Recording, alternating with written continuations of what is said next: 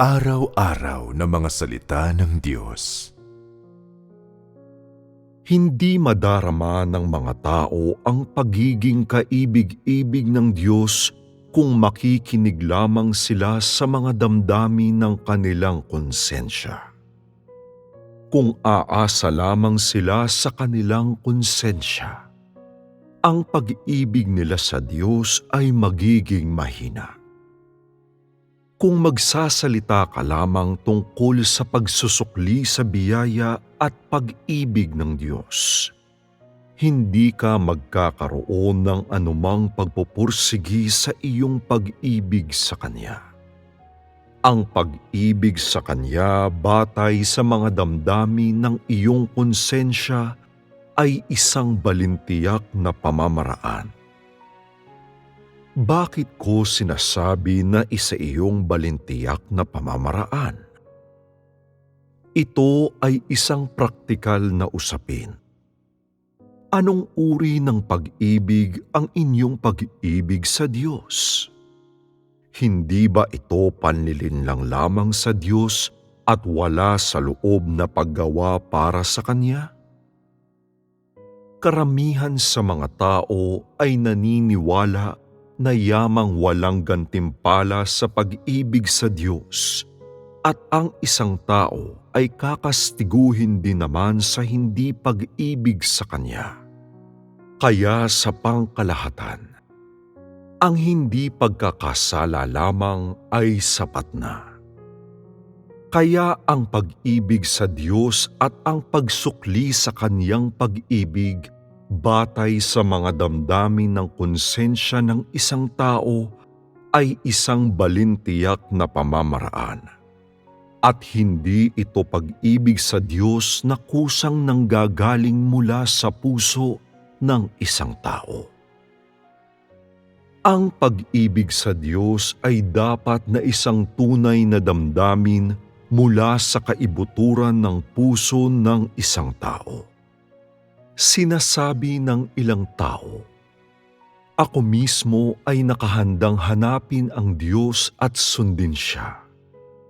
Ngayon, kahit gusto akong iwanan ng Diyos, susundin ko pa rin Siya.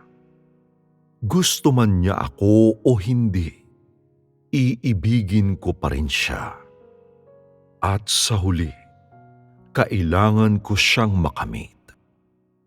Iniaalay ko ang aking puso sa Diyos at anuman ang Kaniyang gawin, susundin ko Siya sa aking buong buhay.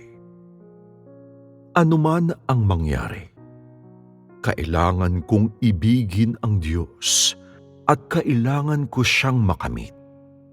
Hindi ako titigil hanggat hindi ko Siya nakakamit. Taglay mo ba ang ganitong uri ng paninindigan? Ang landas ng paniniwala sa Diyos ay walang pinag-iba sa landas ng pag-ibig sa Kanya. Kung naniniwala ka sa Kanya, kailangan mo Siyang ibigin. Subalit, ang pag-ibig sa Kanya ay hindi lamang tumutukoy sa pagsukli sa Kaniyang pag-ibig o pag-ibig sa Kanya batay sa mga damdamin ng iyong konsensya. Ito ay isang dalisay na pag-ibig para sa Diyos. Minsan, hindi nararamdaman ng mga tao ang pagmamahal ng Diyos batay sa kanilang konsensya lamang. Bakit ba palagi kong sinabi, naway antigin ng Espiritu ng Diyos ang ating mga espiritu? Bakit hindi ko binanggit ang pag-antig ng konsensya ng mga tao upang ibigin ang Diyos? Ito ay dahil hindi nadarama ng konsensya ng mga tao ang pagiging kaibig-ibig ng Diyos. Kung ikaw ay hindi nakumbinsi ng mga salitang ito, subukan mong gamitin ang iyong konsensya upang damhin ang Kaniyang pag-ibig. Maaaring bahagyang pursigido ka sa ngayon, ngunit maglalaho rin iyan agad. Kung nadarama mo lang ang pagiging kaibig-ibig ng Diyos sa iyong konsensya, magiging pursigido ka habang ikaw ay nananalangin. Ngunit pagkatapos noon ay agad itong lilipas at maglalaho. Bakit ganoon? Kung ang ginagamit mo lamang ay ang iyong konsensya, hindi mo mapupukaw ang iyong pag-ibig para sa Diyos.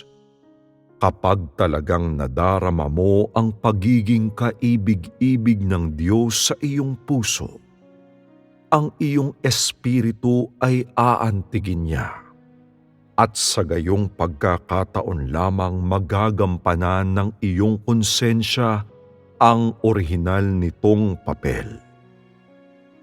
Na ang ibig sabihin, kapag inaantig ng Diyos ang espiritu ng tao at kapag may kaalaman ang tao at nahimok sa kanyang puso, iyon ay kapag nagkamit na siya ng karanasan, saka lamang niya magagawang mabisang ibigin ang Diyos gamit ang kaniyang konsensya.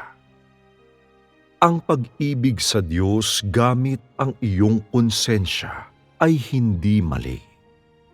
Ito ang pinakamababang antas ng pag-ibig sa Diyos. Ang pag-ibig sa pamamagitan ng bahagyang pagbibigay lang ng hustisya sa biyaya ng Diyos ay hindi talaga magtutulak sa taong masigasig na pumasok. Kapag natatamo ng mga tao ang kaunting gawain ng banal na espiritu, iyon ay kapag nakikita at nararamdaman nila ang pag-ibig ng Diyos sa kanilang praktikal na karanasan. Kapag mayroon silang kaunting kaalaman tungkol sa Diyos at tunay na nakikita na ang Diyos ay napakakarapat-dapat sa pag-ibig ng sangkatauhan at kung gaano siya kaibig-ibig, saka lamang nila nagagawang ibigin ng tunay ang Diyos.